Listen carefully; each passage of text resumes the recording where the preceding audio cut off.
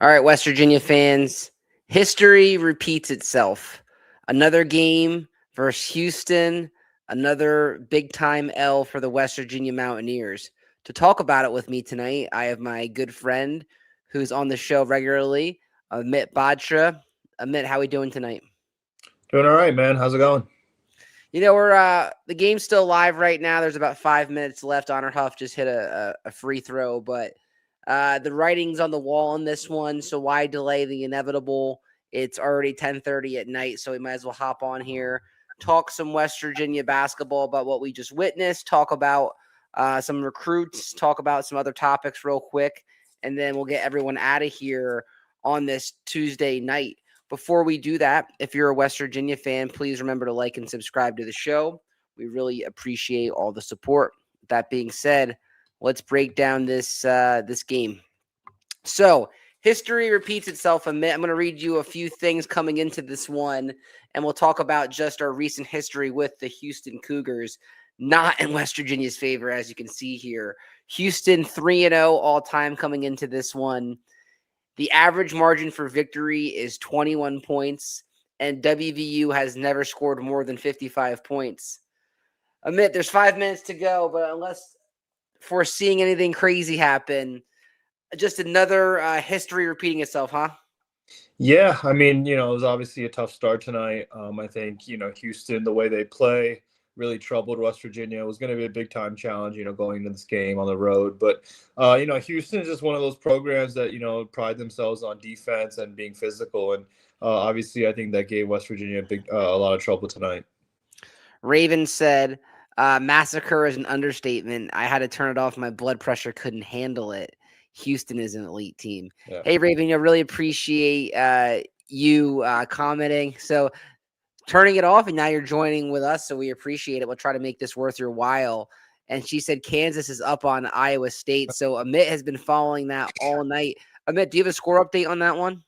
I think Houston's up by I'm sorry, Kansas up by 15. They were up big. There was at one point it was 43 to 16 or something like that. It was crazy. But Apparently, Trey White said they had a players only meeting after that game versus West Virginia on Saturday. So yeah. The Ross Hodge effect. Yeah, it's 58-44 right now, Kansas. So yeah, absolutely. yeah. So I think coming into this one, Amit, I think West Virginia's backs were not against the wall because we were 2-1 coming into this one, but I could have made the case for you and for us the last few days, saying, okay, I think West Virginia has a shot to beat Cincinnati, to beat Kansas. I never felt like this one, West Virginia had a legitimate shot just based on the situation. You're coming off the biggest win of the season.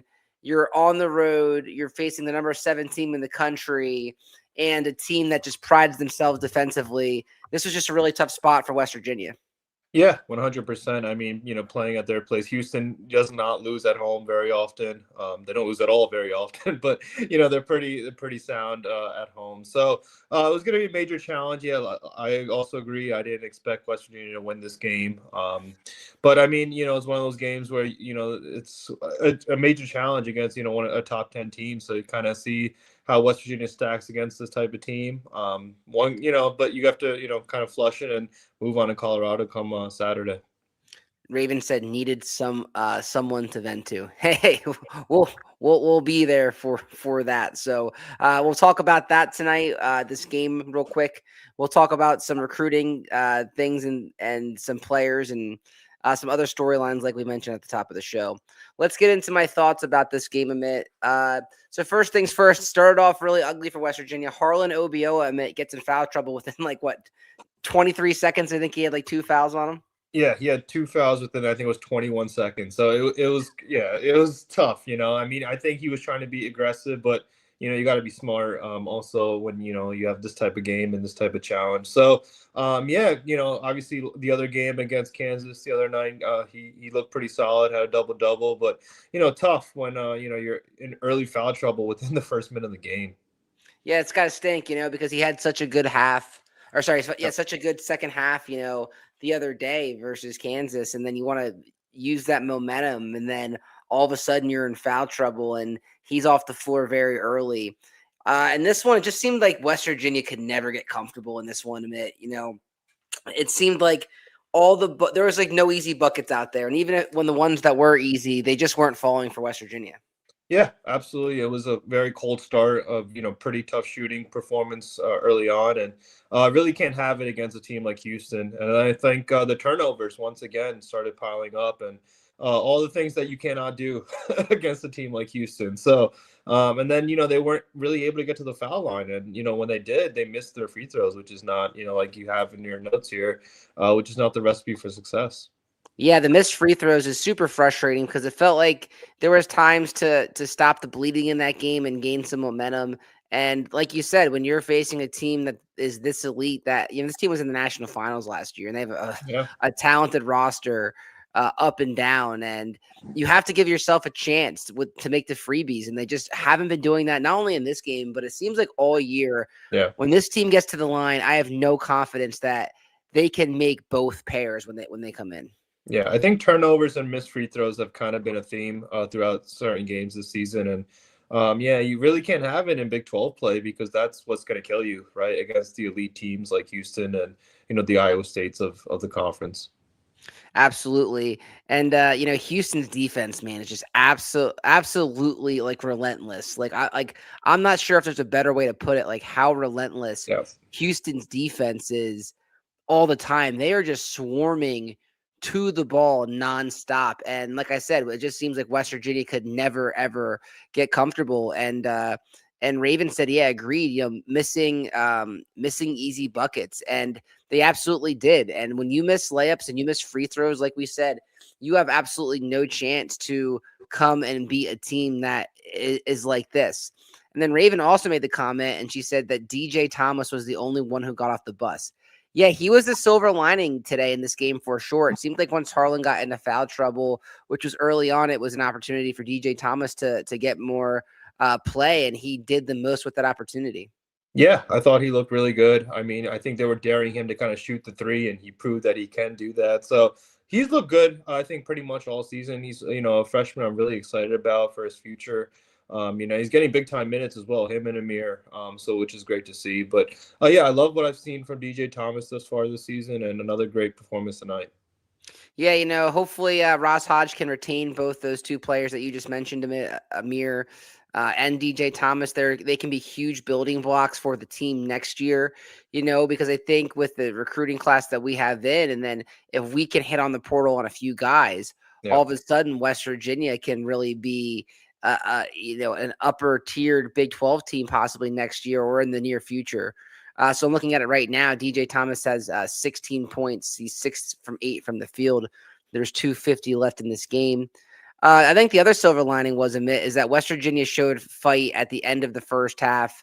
And at one point, this was like a 13-point game. Yep. So even though West Virginia went down, I don't think I saw any quit in the team. Is that fair to say? Yeah, no, absolutely. They were hanging around, and it's nice to see. Obviously, it could very easily, they could just very easy, have a difficult time and just, kind of call it in. But, they were able to kind of regroup and, make it a game, which was nice. But yeah, obviously, a tough start to kind of open things up. And then, like you mentioned, I think Houston's defense really got to them, and they're just it just feels like they're a bunch of pit bulls out there, just relentless and aggressive, and they swarm at you. So it's tough, for a team like this to kind of go up against Houston. West Virginia was never able to make it single digits. At one point it got to like 13 or 14. I'm like, all right, man, if West Virginia can make this a single digit game, we have a legit shot at this. And they just were never able to do that. It seemed like not only weren't they able to do that, Houston would go on like a very quick run of like 8 or 9 or 10. And then all of a sudden you blink and you're down 20. I think Jackson Fields just airballed. Yeah. And I mean, Honor Huff and Chance Moore are both pretty quiet tonight. Obviously kind of tough. I mean, Honor Huff had, tough shooting performance, and Chance just, really didn't score much at all. So, it's tough when it's kind of DJ Thomas really leading the show offensively. Yeah, so why don't we do this? Why don't the game's still live, but why don't we show the live stats real quick, just to kind of break this down and put this one to bed before we talk some recruiting. All right, so let's look at this, Amit. So it's kind of hard to see for me. Can you see it at all? I can see it somewhat. Yeah. Somewhat, yeah. Yeah. I have to put my binoculars on. West Virginia shot looks like 36% to Houston's 42%. Yeah. Houston had 55. Makes West Virginia, like you mentioned, they turned the ball over 15 times to 7 tonight from Yeah. Houston. That's just not going to cut it. And the points off turnovers, Houston had 17 compared to West Virginia's 8. Look at the second chance points amid 17 to 6. West Virginia had a lot of bench points, but that was, probably mainly DJ Thomas, with his 16 points. We had 1 block compared to their 3, 9 steals to 4 in their favor. We didn't lead at all in this game. And just looking at the points and the minutes, Amir Jenkins, 4 points, Honor Huff, 13. DJ Thomas is the leading scorer. Jackson Fields is finally getting some playing time. He's been on the bench for a while. Morris Ugasek getting playing garbage time. Lorient had 5 points so far. Jasper Floyd, 0 points. Yeah. Inconsistent. He's so inconsistent, Yeah. Yeah. Chance Moore. Go ahead. I was going to say that's kind of what's been, kind of just inconsistent is kind of the theme with certain, in certain games. Chance Moore, 0 points. That can't happen. If you have Hunter Huff is off, you can't have Chance Moore off as well. He had a chance to go to the line and hasn't been hitting his free throws. So just a really tough night for him. Trayson Eaglestaff, 7 points. Harlan, just 3. So not much to take from this one for the team. Like I said, our team, West Virginia, has not scored more than 55 points against Houston, and right now they're at 48. So unless they score 7 points in the last 56 seconds, that trend's going to continue. The margin for victory is going to be under 21, over 21 points, and Houston's going to move on to 4-0 all time.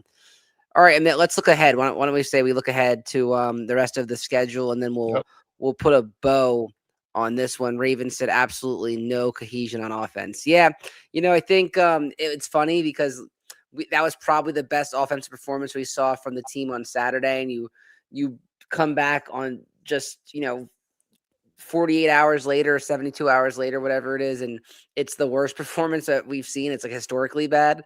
But we have to give Houston credit. They were a few minutes away, last year from being a national championship team. So we have a long way to go, and it just kind of shows you that we are still a very far away from being a contender in this league. All right, let's look at what's next.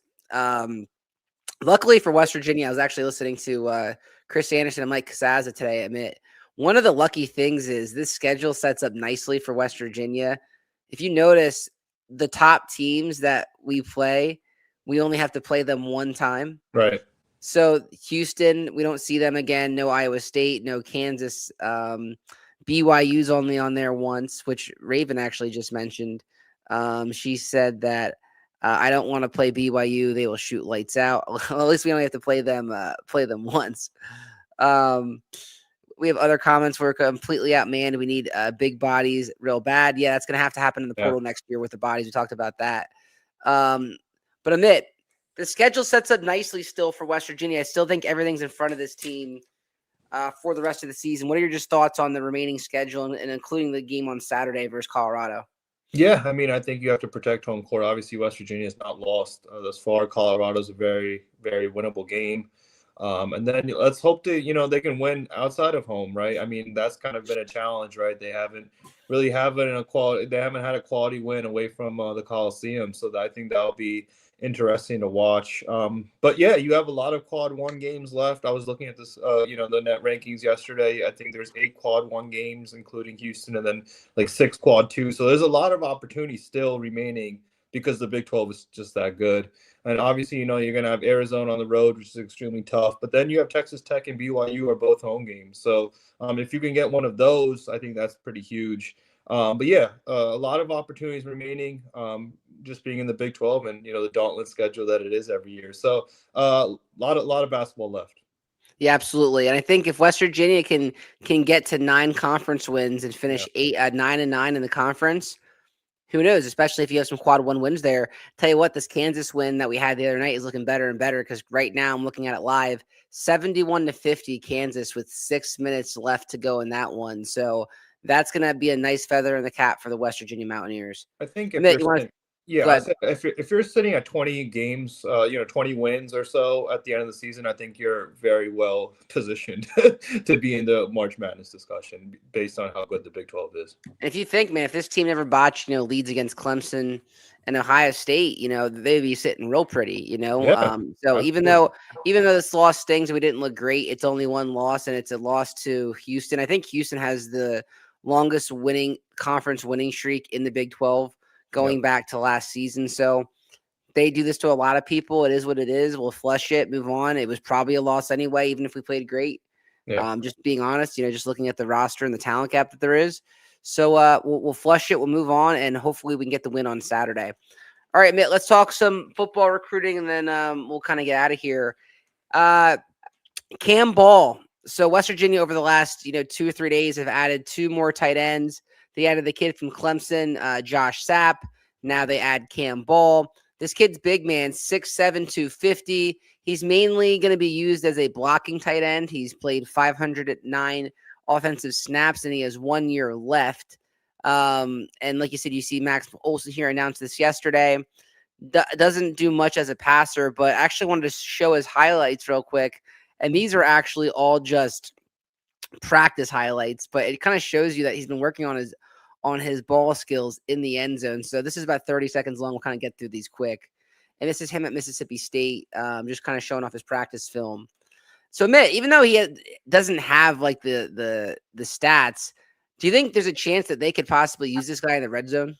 Yeah, absolutely. I mean, just based on his size, I think, it's definitely worth the discussion. And I think the tight end room is going to be pretty fascinating when, obviously the guy from Clemson that West Virginia's got, and then obviously you have Ryan Ward still around, the Jersey guy. So I think you have a couple options at that position next year. Yeah, they absolutely needed to add more pieces to that room, and they did that with this one here. So Cam Ball, like I said, is committed to West Virginia, and like I said, now you have Ward, Ball, and you have Sapp. So you have 3 guys that have played a decent amount of football. So I like where that room is heading. It looks a lot better than it did a few days ago. I can tell you that much. So the tight end room, things are looking up in that area. And then this is another kid, his teammate this year, Javon Williams. Not many people are talking about this guy. West Virginia's been linked to this guy a little bit in the transfer portal. He's 6'2", 185. He plays cornerback. He's ranked the 94th best cornerback according to On3. Played this past season at Mississippi State, and he played at Kennesaw State before that. 71 total tackles in his career. He has 2 sacks, 3 forced fumbles, and 2 interceptions in his career. I'll show his highlight tape. Most of it is when he was at Kennesaw State, but we might as well show this just in case he does commit to the West Virginia Mountaineers. So this is actually picking off Sam Levitt here last year. So Mississippi State had a huge win, if you remember, in that game early on in the season. That's right. And then this is him at Kennesaw State, jumps the pattern and gonna go to the house. Again, guys, this is Javon Williams. So be on the lookout for this guy. Like I said, he's been linked to West Virginia. Not sure if he's going to commit. But again, here, look at the closing speed here and just really nice ball skills here that he uses when he was a Kennesaw State owl. So Kennesaw State, that was like one of the 2 years ago when college football came out. That was one of the teams that people were rebuilding because they were leveling up. So like I said, I think this guy has some good film. Watch him blitz here. Just really fast off of the ball. Could use that. Yeah, I think a lot of the guys that we've been linked to that have been looking at West Virginia and that we've signed have shown ability to blitz. So yeah, probably an area that we lacked a little bit, I would say, this past season. Besides like Fred Perry coming off that nickel, I don't remember too many guys coming off the edge. And like I said, this guy just flies around, and we've seen a bunch of guys that have similar skill sets here. Like I said, as finds a really different ways to get into the backfield. So, like I said, if this kid committed, I'd be pretty excited just based on his film going back 2 years ago to Kennesaw State. And up here. Nice tackle. So, yeah, that is Javon Williams from Kennesaw State. Eric Flower said, I made it through the whole game and didn't stroke out or break anything.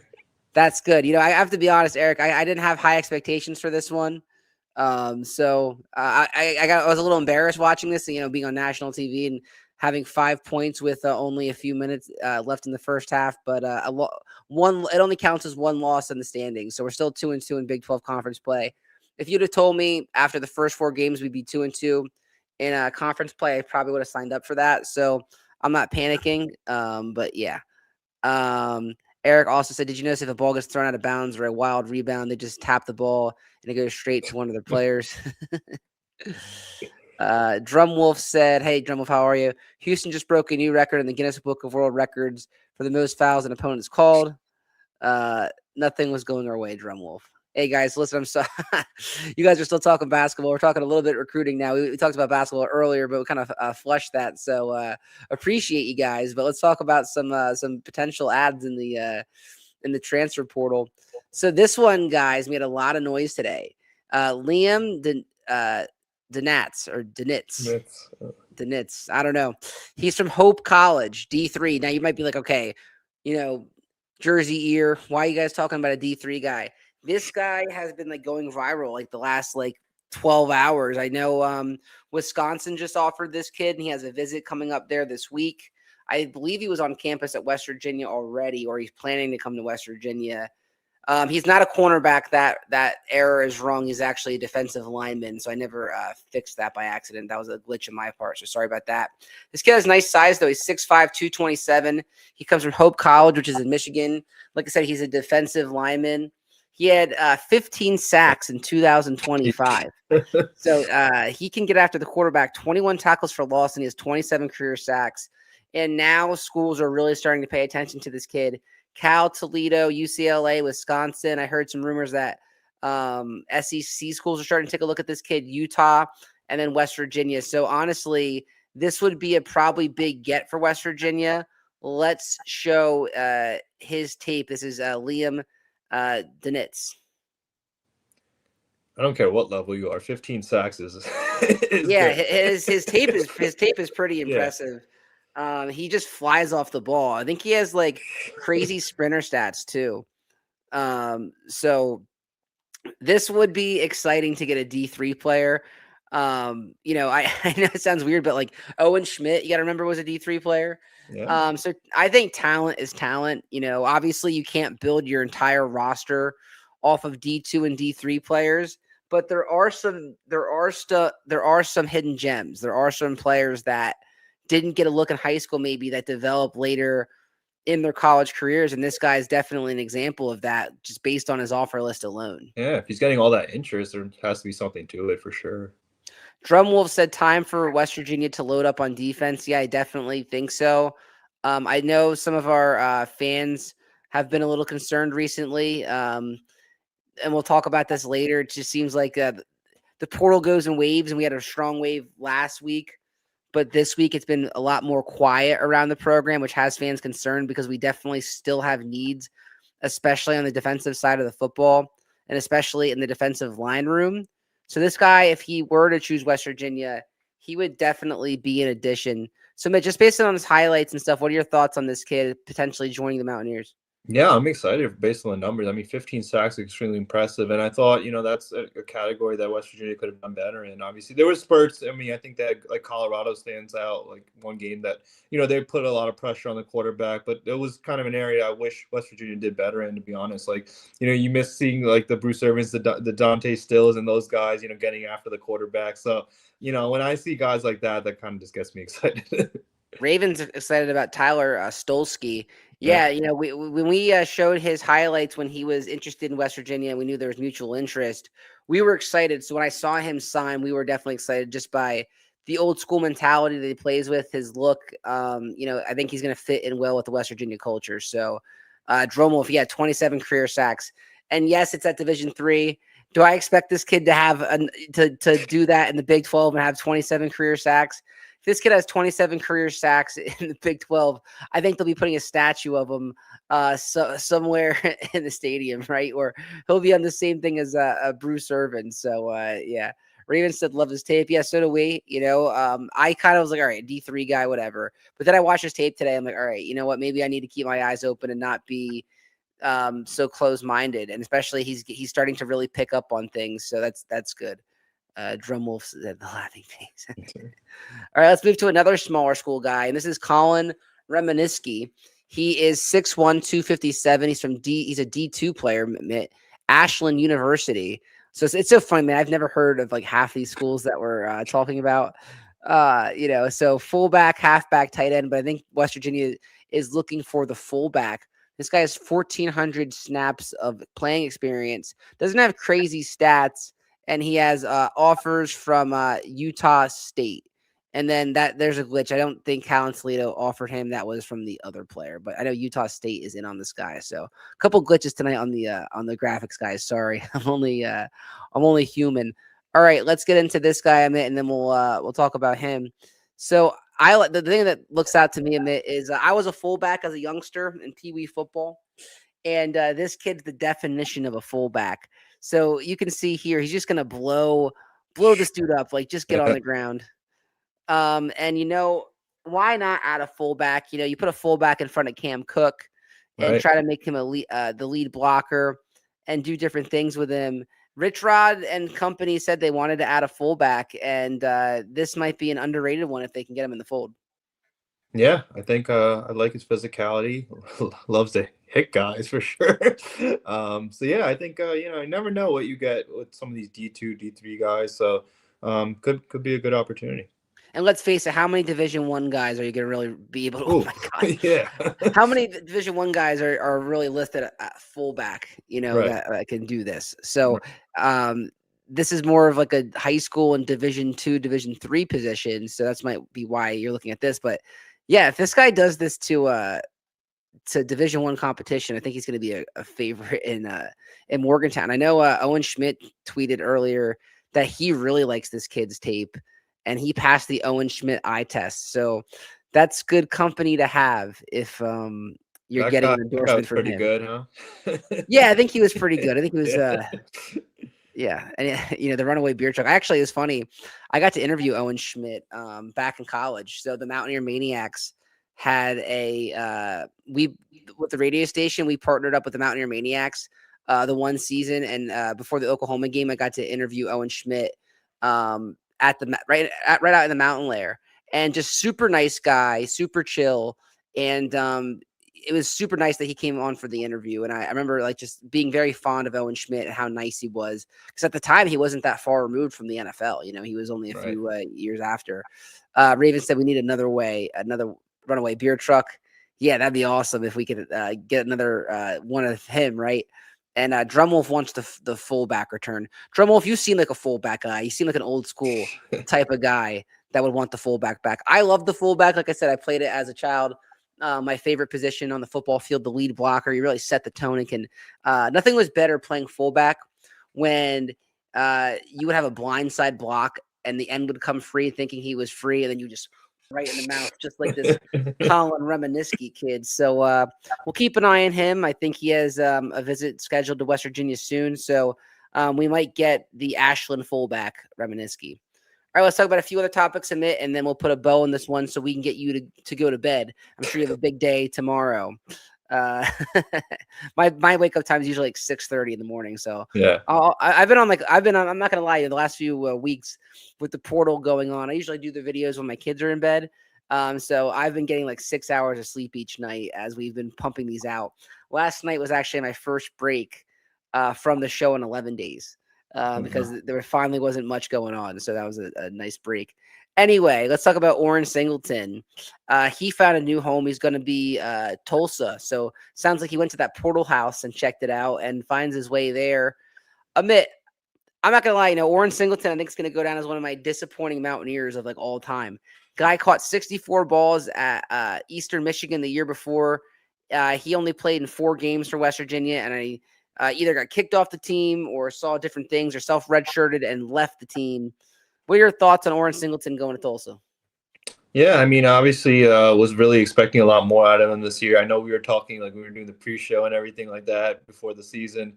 We were like, man, we were expecting a lot out of him in that room. So kind of just unfortunate how the year kind of transpired, but, wish him the best going to Tulsa. Raven said our ladies play tomorrow at 7. Let's go West Virginia ladies. They've been doing some great things with Mark Kellogg. They just got ranked, I believe, at least in the coaches poll I saw. Yeah, they deserve a lot of credit. A lot of our other sport teams, like we mentioned this a couple times, they deserve a lot of credit, especially the women's team. They really do. So I know a lot of the focus is on football and basketball and now West Virginia baseball, but there are other sports on campus. So the girls, I definitely respect their program. And Amit, did you see this? Speaking of girls, they're having like open tryouts for people that want to join the scout team and play against the girls in practice. So my buddies back in the day, shout out to my buddy Chris Tadone. He is from Connecticut, and he in college got to play scout team versus the girls team like way back then, and was just raving about the experience. And they really hyped this up like online. It was like you can get first priority for classes. There's travel opportunities.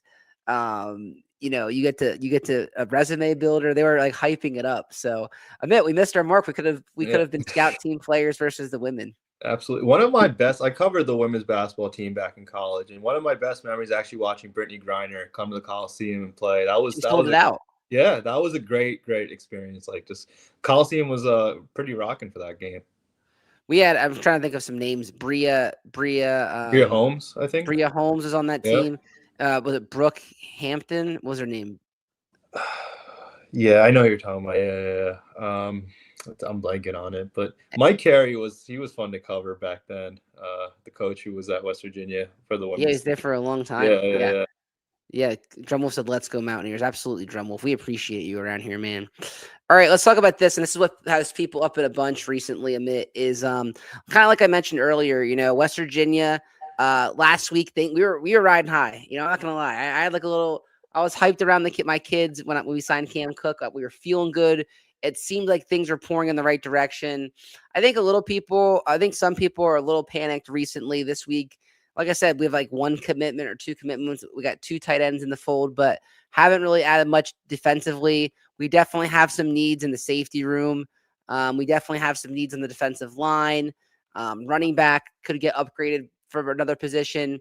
And these are 2 guys that West Virginia fans were looking at, and they just missed out on them. So Jalen Thompson, a guy from Michigan State, ultimately decides he's going to go to a conference foe against us in Arizona State.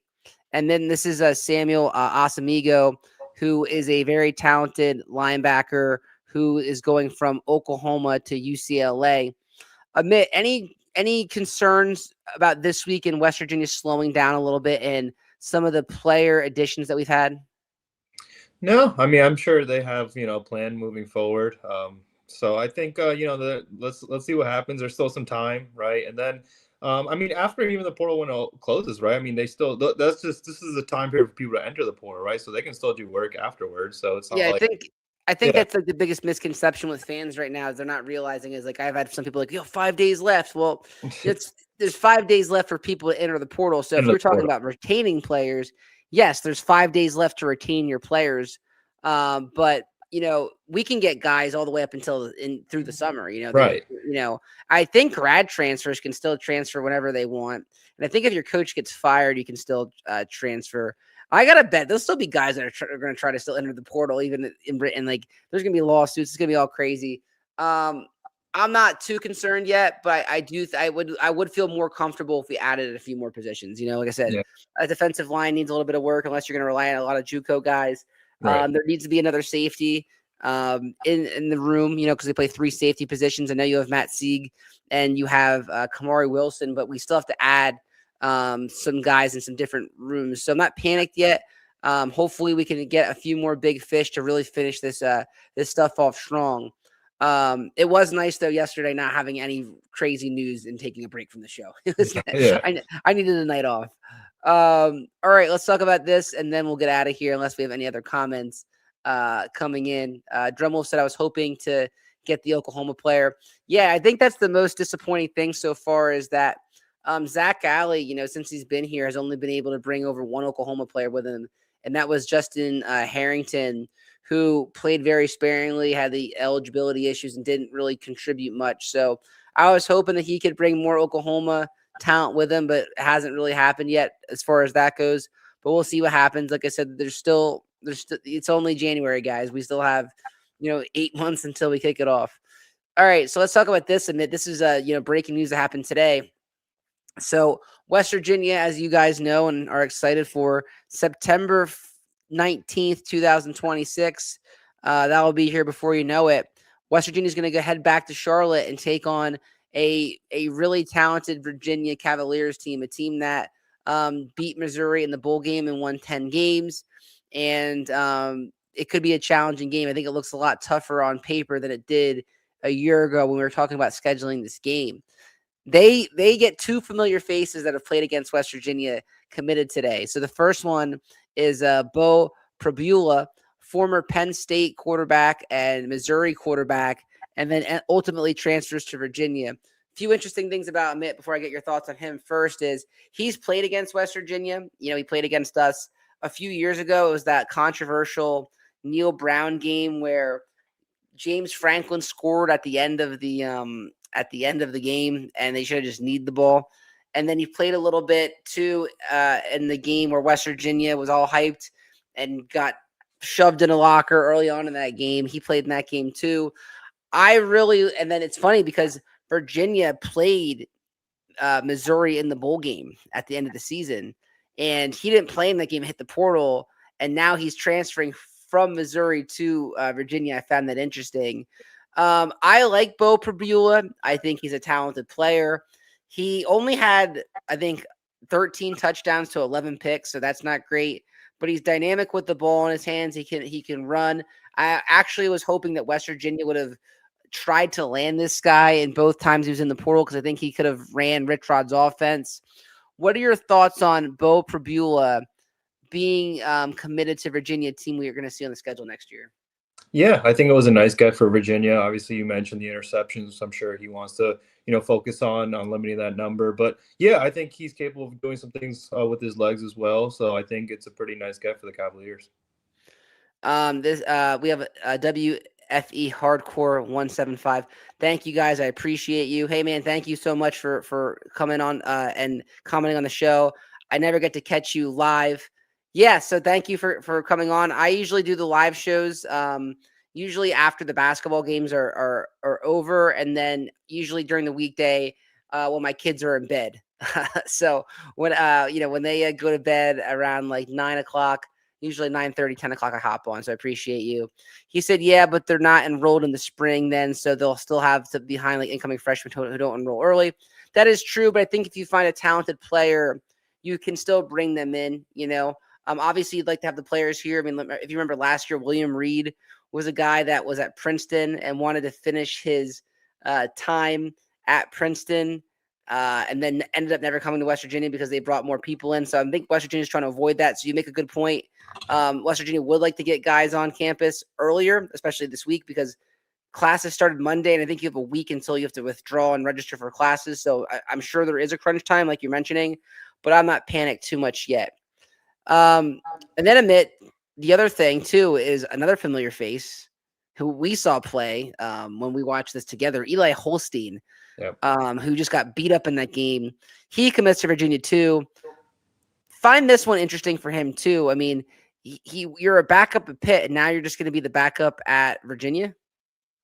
Yeah, I mean, I didn't see this one coming, to be honest. I didn't think he was going to go to Virginia, but honestly, wasn't always impressed with him. I thought, Pitt actually did better without him. I think he's been prone to some turnovers, and honestly, I mean, good for him, but I don't know. I wasn't always impressed with his game, to be honest. Yeah, I'm either. Especially he should be 0-2 against West Virginia. She never lost that first one. And he missed a lot of throws last year. I hate to say this, but if Prabula's on, not Prabula, if Holstein's on early in that game, I'm not sure if West Virginia wins that one. He missed a few receivers and let West Virginia hang around, which helps West Virginia win that game. So doesn't scare me. I think Prabul will be the starter. I think Greg Medea, a friend of the show, reported that earlier. So busy day for him, with these two guys both committing, but that's kind of it. Amit, last thing before we go, and then we'll head out of here. There was some news over the last few days about some former players and Rich Rodriguez. I'm not sure if you've seen this yet, but apparently Jaheim White hopped on to TikTok Live or Instagram Live. Those live things. These guys make controversial statements and said that he was essentially like told not to come back to West Virginia, or not pushed out, but they had a disagreement as far as like his role in the team moving forward and money and stuff like that. And then, I saw Josiah Trotter said that like no one messes with Rich Rod, in other words, in the locker room. Want to get your thoughts on that stuff, and I have my 2 thoughts on that real quick, and then we'll head out of here. Yeah, I mean, it's obviously when all these guys are hitting the portal, is kind of my thoughts like, all right, how much of this was forced and how much it was their decision, right? I mean, there's probably so many things inside that we just don't know, and internal stuff that you wish you would know. But yeah, I mean, it's kind of fascinating that he said that he didn't know his role on the team. I mean, you would think he would be probably the number one running back if he did come back, right? So that's kind of interesting to hear, but. Yeah, I mean, who knows how much of this is, Rich Rod's decision, and then how much of it's their decision. Yeah, I totally agree. And Pat McAfee said when Rich Rod was hired that players are going to be uncomfortable, and he pretty much said if you can't get down with what he's doing, it's time to pack the bag. It's going to get uncomfortable for people. So I think it is what it is. Jaheim White's an interesting guy. I think he's been praised by a lot of people. I think he's a good player, but sometimes his like press conferences have also been like really weird. Like one thing that struck me weird this year was there was a time where I think it was Mike Osti asked him a question and a thing about like Steve Slayton, and then Steve Slayton brought up that he was like he reached out to Jaheim and said like good luck to him, and they talked. They said they had an exclusive conversation. And then a reporter asked Jaheim about that conversation, and he acted like he pretty much didn't know who like Steve Slayton was. So I found that odd. I don't know. He's in North Texas now. I think like guys like Trotter and White, if they feel a type of way about a coaching staff, maybe they should. I don't know. Maybe they should have won more games when their coach that they liked was here. I felt that way last year when on the bowl game you saw guys like Lathan wearing a Neil Breezy shirt. And they're all wearing Neil Breezy shirts to the bowl game after he got fired. I'm like, well, if you liked him that much, maybe you guys should have played a little bit better when you played a team with a pulse. Because whenever those teams played a team with a pulse, they got smacked around. They had no signature wins. So, those players can leave and go to the portal. I'm not really worried about them anymore. It's time to focus on this next team and this next 2026 year, because I think it's a massive, massive year for the West Virginia football program. Last comment here. Don't forget that Virginia got that quarterback from St. Francis out of Baltimore.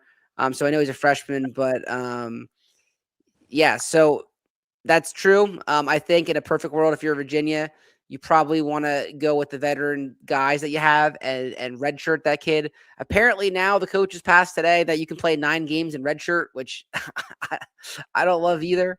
But anyway, any last thoughts before we get out of here? Yeah, no, I mean, obviously, I think it was just a tough night overall with the Hoots team. Obviously, Houston's just a major challenge for pretty much anybody, but I think you just got to flush it. And then I think there's some winnable games coming up. I think the next 2 games are huge, with Colorado at home on Saturday, and then Arizona State on the road after that. Just wanting to see, West Virginia perform well on the road and get a big time road victory. So there's going to be a lot of opportunities moving forward, a lot of challenges as well. So excited to see what's coming. Yeah, me too. I'm excited to see what happens. Like I said, hopefully in the next few days, a few things happen, right, Amit? 1, West Virginia adds players in the portal for football. Yep. 2, they beat Colorado on Saturday. And then 3, hopefully the Giants hire either Harbaugh or Mike Tomlin. Yeah. And then we'll be good. Then the portal will be good. if the Giants can get one of those two, I'd be ecstatic. I mean, I think Harbaugh right now is the favorite, but let's see. I mean, I just want a coach with experience at this point. I saw there are some funny memes today coming out with the Steelers, and it had like Dana Holgorsen and Neil Brown in Steelers gear. The West Virginia fans couldn't help themselves. Like, there's only one guy to save the job. Raven said, being a Mountaineer fan ain't for the faint of heart. No, hopefully it gets better soon, and I think it will. Well, either way, we'll be here to talk about it, Raven. So thank you again for hopping on the show. We really appreciate it. All right, guys. That's all I got. Raven said my Ravens need a coach. That's funny. Her name's Raven and she's a Ravens coach. Interesting. That's cool. Anyway, that's all we got. We appreciate you guys. Have a great Wednesday and the rest of your week. Let's go Mountaineers. Don't forget to like and subscribe to the show. We'll talk to you guys next time.